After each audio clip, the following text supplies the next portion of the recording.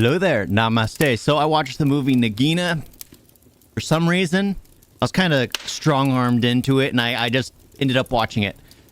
This movie feels like there's just too much thrown into it. I like the idea, I guess, but there is several revenge plots. So what happens is this woman falls in love with this guy. She turns out to be, I guess, a Naga from fantasy stories, you know, one that controls other serpents, because throughout the story, she's like controlling other cobras, telling them what to do, how to, but she's just a single, so yeah, just the fantasy creature of a Naga, just not.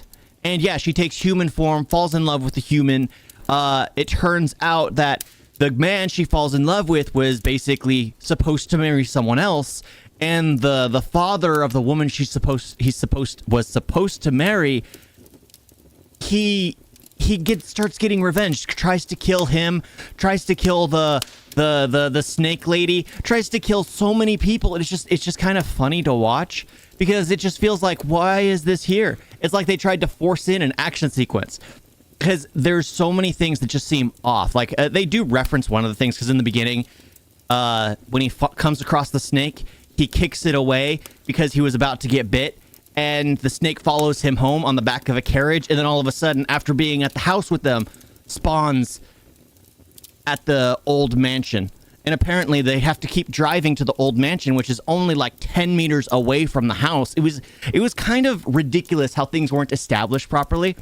And this movie feels like a 5-hour film. Like, I watched Piazza, and that movie, it flew by. The songs are beautiful. The story was beautiful. Well, not really beautiful story. It's a dark story, but it was so well done. And then I watched this movie, and I'm like, is it over yet? I keep looking at the time. I was like, is it not done? There's still an hour and 30 minutes, because it felt like half the movie had gone by, and nothing had changed. Everything was still going exactly the same. And it was just devastating to watch and be like, this is not entertaining. It's not entertaining. I feel like if they cut out some of the extra stuff, because one of the characters that's in there for the first like 40 minutes, he's supposed to be the comic relief character. The first time they show him, he's talking about how his wife is fat, and starts talking for like a good, it feels like 10 minutes, but it's probably a few minutes, where he's just making fat jokes the whole time.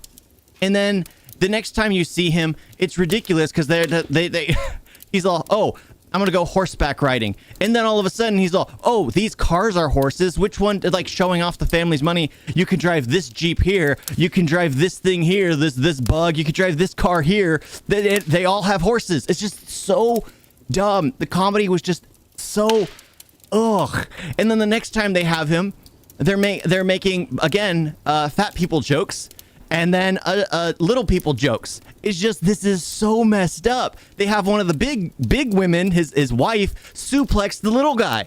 And it's just like, this isn't funny. This is incredibly disrespectful. Incredibly disrespectful. Because in my brain, I was re-editing the movie. I was thinking of what scenes could be removed. Because literally, you could have him be driving to the place in the car with his uncle, the father of the lady he's supposed to marry. And then he stops by there, hears it for the first time. Then you can easily remove all the jokes and stuff. You have him meet her, that kind of thing. And then she tells him where he lives, or she lives. And then you cut out all the fluff of the jokester. I mean, there's so many things. This movie's probably an hour and 30 minutes if you get rid of all the fluff. It still won't make a lick of sense. Well, it kind of does, but it doesn't make a lick of sense. But in the end, it would still be more enjoyable and less offensive in some cases, and still make more sense. And then it turns out that the snake lady was wanting to get revenge in the beginning. So it was a revenge story for the snake lady. And the sage is actually the evil guy who wants to kill the Naga, who wants to kill the snake lady, who... because she knows where the gem is at. And it's just like, so much is like, okay, so the sage wants a gem that grew and apparently developed inside the snake lady's previous serpent husband before she remarried a human. The human which she wanted to kill because her husband died because she bit that human when he was a little boy. I mean, there's so much back and forth that it's just my brain was trying to wrap around it. The only time I found something funny in this movie, the only time I was actually entertained in this movie was at the very end.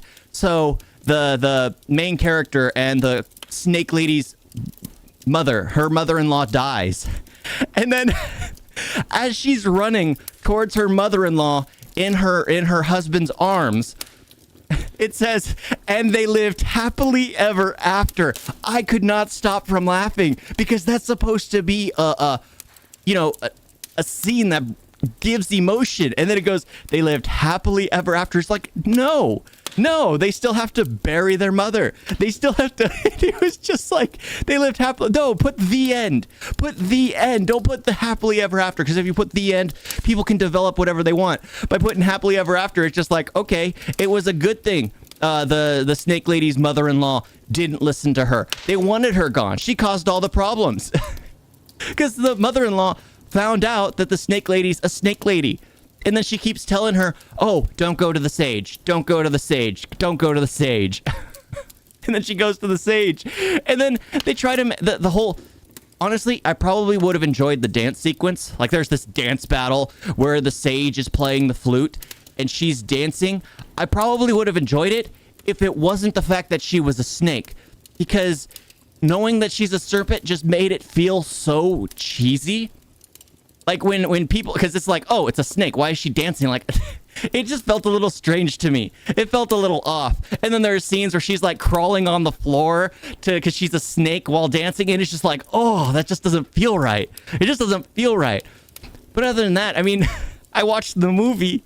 And other than for the last scene of the film, which is absolutely hilarious. That's about it. And apparently there's supposed to be a sequel, which luckily I don't have access to here. Maybe at some point.